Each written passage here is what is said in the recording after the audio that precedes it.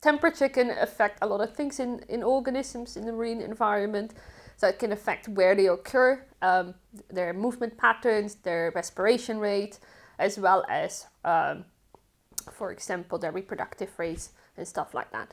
So right now, through a partnership with Fortuna, we have set up experimental tanks up at Moody Brook, and we're measuring responses to temperature. We just finished some respiration rate experiments with squid eggs as well as squid hatchlings and 2 different amphipod species.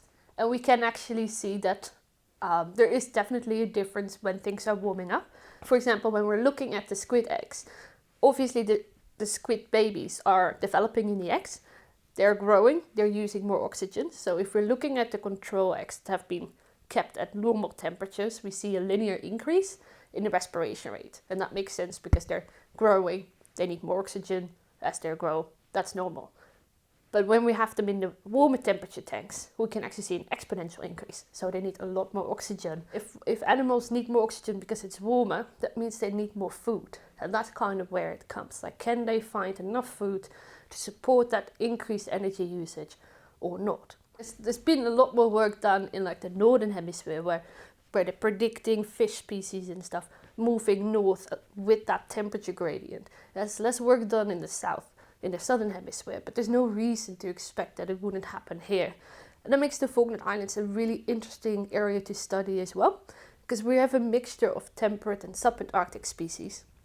And as that temperature increases, that gradient is going to cross the Falklands.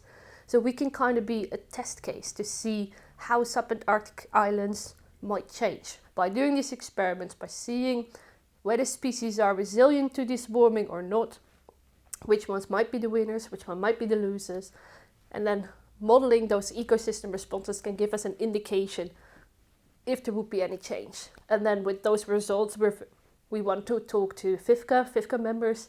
They are involved in the project. They actually have been to Moody Brook to see the experiments as well. And then we can kind of present the results of the ecosystem model. We're like, what could we do to help anticipate these changes so that we can still have sustainable fisheries in the future?